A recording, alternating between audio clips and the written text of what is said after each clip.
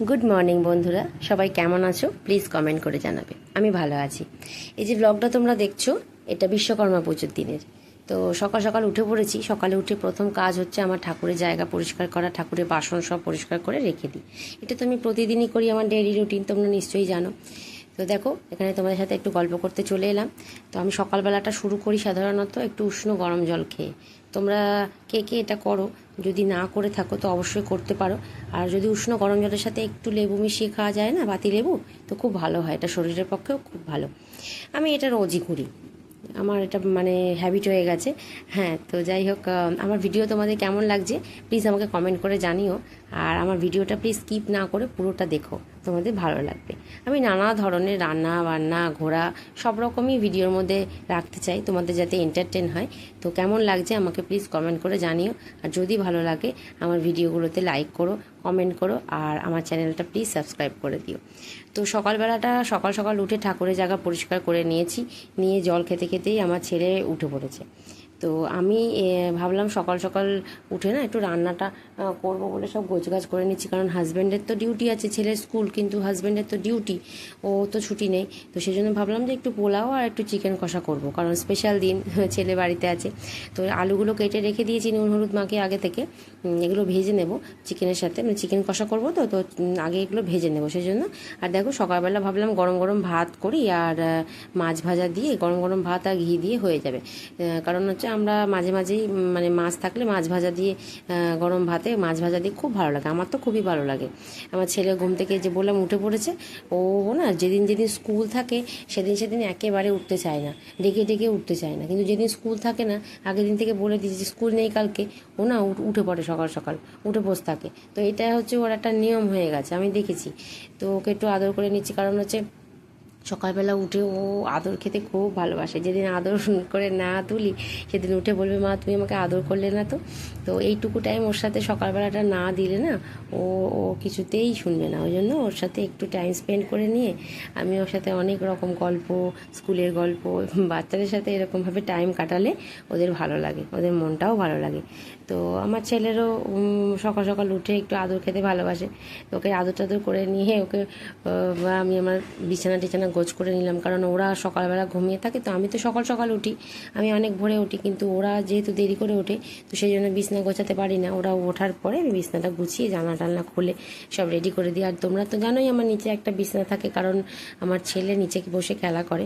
তো ও অনেক ছোট তখন, 3 মাস 3 মাস 4 মাস বয়স যখন, তখন থেকেই আমার নিচে বিছনা থাকে। কারণ হচ্ছে পড়ে যেতে পারে সেই ভয়ে বিছনা করা শীত মানে থাকতো। তো সেই বিছনা আমি এখনও তুলিনি, কারণ ও নিচে বসে খেলা করে। আর আমি সাধারণত পছন্দ করি যে বিছনা সবসময় পরিষ্কার পরিচ্ছন্ন থাকবে, তো সেই জন্য। আর এই যে ছেলে এখানে দাঁত মেজে নিচ্ছে, কারণ ও এখন ইদানিং একাই দাঁত মাজে। আগে তো ওকে দাঁত মাজিয়ে দিতাম, কিন্তু এখন ওকে দাঁত মাজাতেও দেয় না। ও যা মানে যেটুকু পারে একাই করে। তারপরে আমি ওকে মুখটা ধুয়ে দিচ্ছি, কারণ ও ও বলে যে মা আমি দাঁত মাজবো। সেই জন্য আমি অতটা ফোর্স করি না, কারণ বাচ্চাদের কিছু কিছু হ্যাবিট তো করানো উচিত। তো আমি চেষ্টা করি সেটা করার, আস্তে আস্তে সেটা অভ্যাস হয়ে যায়। ও মুখটুক ধুয়ে নিয়েছি। তো আমি ভাবলাম যে হাজব্যান্ডও বেরোবে, সকালে একটা কাজ থাকে ডিউটি বেরোনোর আগে, তো সেই জন্য একটু গল্প করে নিচ্ছি এখানে বসে। ছেলে এখানে বলছে আমি একটু আঁকবো মা, তো এখানে রং পেন্সিল নিয়ে বসে পড়েছে। আঁকবো বলার সাথে সাথেই রং পেন্সিল নিয়ে বসে পড়েছে আঁকতে। আমরা একটু চা খেয়ে নিলাম, ছেলে একটু হরলিক্স খেয়ে নিচ্ছে, কারণ সকাল সকাল ওকে একটু হরলিক্সটা দিই আমি প্রতিদিনই, সন্ধ্যেবেলা করে দুধ দিই। তো এই জন্য দেখো এখানে একটু গল্প করে নিচ্ছি। ও বাবার সাথে টাইম পায় না, তো ওই জন্য এইটুকু টাইম পায়, তো এইটুকু টাইমে বাবার সাথে একটুখানি গল্প টল্প করে নিচ্ছে। আমার হাজব্যান্ডের তো বেরোনো ছিল, তো ও বেরোবে। আমি ভাবলাম যে আমার তো ঘরে গোবিন্দভোগ চালটা আনা ছিল না, সেই জন্য ভাবলাম যে আমি একটু দোকানে গিয়ে গোবিন্দভোগ চালটা নিয়ে আসি, কারণ ছেলেকে রেখে একা তো রেখে তো যাওয়া যাবে না। সেই জন্য আমি তাড়াতাড়ি করে বেরিয়েছিলাম, বেরিয়ে চাল টাল তারপরে কাজু বাদাম কিশমিশ যেগুলো লাগে ওগুলো কিনে নিয়ে এলাম। চিকেনটা আগে আনা ছিল, চিকেনটার জন্য ম্যারিনেট করে রেখে দিয়েছিলাম তাড়াতাড়ি। আর রান্না না তাড়াতাড়ি করতেই আমার ভালো লাগে, অত দেরি করতে আমার একদম ভালো লাগে না। সকাল সকাল তো হাজব্যান্ড বেরোনোর আগেই আমি ঢুকে গেছি। ঢুকে দেখো এখানে চালটা আগেই আমি ভালো করে ধুয়ে নিয়ে তার মধ্যে ঘি হলুদ আর নুন, সামান্য নুন দিয়ে মাখিয়ে রেখে দিয়েছি। তো ওই চালটা একটু শুকনো হবে, তারপর আমি পোলাওটা রান্না করবো। সেই জন্য আগেই এটা আমি ভালো করে ধুয়ে রেডি করে রেখে দিলাম। আর ভাবলাম একটু বেগুনি ভেজে নিই, কারণ শুধু শুধু পোলাও আর চিকেন দিয়ে খেতে তো ভালো লাগে না, তাই একটু বেগুনি ভেজে নিচ্ছি। এমনিও আমরা ভাজাভুজি খেতে ভালোই লাগে, তো ভাবলাম যে বেগুনি ভেজে নিই। কুমড়োটা ছিল না, নাহলে কুমড়োই ভাজতাম। আর পেঁয়াজি তো মাঝে মাঝেই ভাজি, তাই ভাবলাম যে বেগুনিই ভাজি। তো ছেলেও ভালোবাসে খেতে, ছেলে এমনিতেও আমার ছেলে বেগুন খেতে ভালোবাসে, এমনি বেগুন ভাজা করলেও ভালো লাগে ওর খেতে। তো বেগুনি ভেজে নিলাম। সকাল সকাল আমরা গরম গরম ভাত আর মাছ ভাজা দিয়ে ভাবলাম সেরে নিই। আর বেগুনিটা দুপুরের জন্য করছি, দুপুরে চিকেন কষা, পোলাও আর বেগুনি।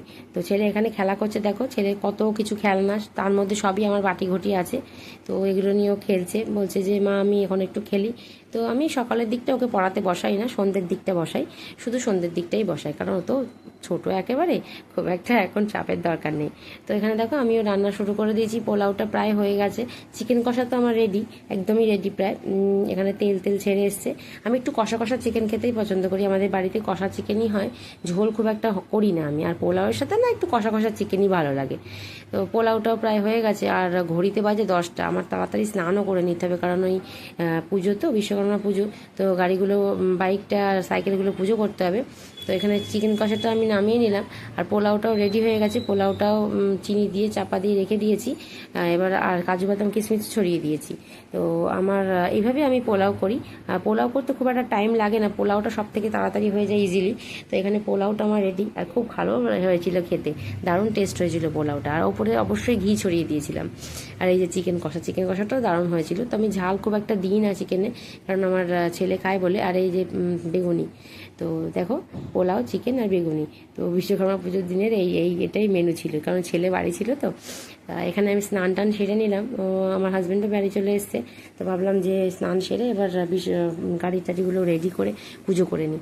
তো গাড়ি টাড়িগুলোতে মালা, তারপর সাইকেল, যে ছেলের যে সাইকেল, হাজব্যান্ডের সাইকেল, বাইক, সব মালা টালা পরিয়ে দিয়েছে। আর ছেলে এখানে ঘন্টা বাজাচ্ছে, ও ঘন্টাটা বাজাতে ভালোবাসে, ওই ঘন্টা বাজায়, আমি পুজো করি। তো এখানে দেখো গাড়িটা পুজো করে নিচ্ছি।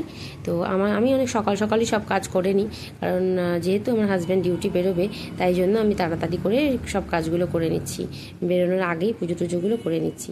এমনিও আমার অনেকটাই লেট হয়ে গেছে, প্রায় 10:30টার কাছাকাছি বাজে। তো ছেলেকে সকাল সকালই খাইয়ে দিয়েছিলাম, আমাদের খাওয়া হয়নি। তো তো সেই জন্য দেখো এখানে ছেলের সাইকেলটা পুজো করে নিচ্ছি।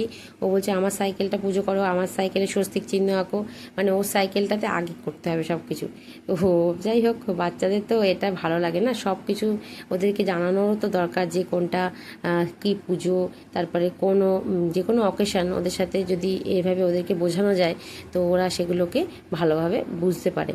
তো যাই হোক, আমি পুজো টুজো করে নিয়ে ভাবলাম যে সকালে আমাদের খাওয়া কমপ্লিট করে নিয়েছি, নিয়ে হাজব্যান্ড ডিউটি বেরিয়ে গেল।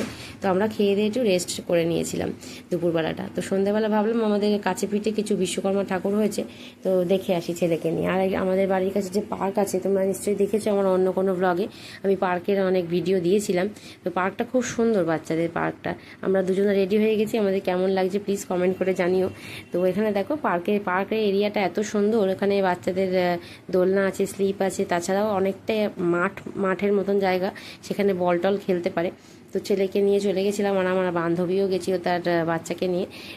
তো সেই জন্য ওরা দুই বন্ধু খুবই খেলা করে ওখানে, মাঝে মাঝেই আমরা যাই। আমি ছেলেকে নিয়ে মাঝে মাঝেই পার্কে যাই। তো পার্কের সামনে বাসনা কালী মন্দির, খুব জাগ্রত মায়ের মন্দির, খুব ভালো লাগে আমার। অন্য কোনো ব্লগে তোমরা দেখেছো সেটা।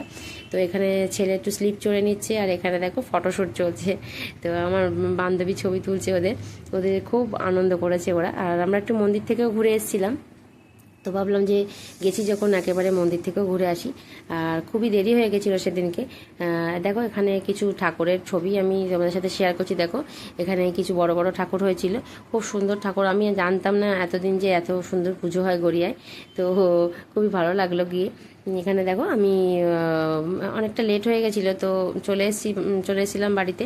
এসে ভাবলাম তোমাদের সাথে একটু কথা বলি। তো আমার ভিডিওগুলো কেমন লাগছে প্লিজ আমাকে কমেন্ট করে জানিও। এই যে আমার ছেলে চলে এসছে, আমার সবসময়ের সঙ্গী আমার ছেলে। আমার হাজব্যান্ডের তো বাড়ি আসতে লেট হয়, তো ছেলে সব সময় আমার সাথে থাকে, ও সব সময় আমার সাথে গল্প করে আর আমার সাথে থাকে। ওর সাথে না কথা বললে, ওর সাথে না সময় কাটালে ও রাগ হয়। ওই জন্য আমি সব ভিডিওতে, সব ছবিতেই ওকে রাখতে চাই। আমার সাথে। তো দেখো ও আমার সাথে একটু গল্প করে নিচ্ছে। আমার ভিডিও কেমন লাগছে প্লিজ কমেন্ট করে জানিও, এইভাবে পাশে থেকে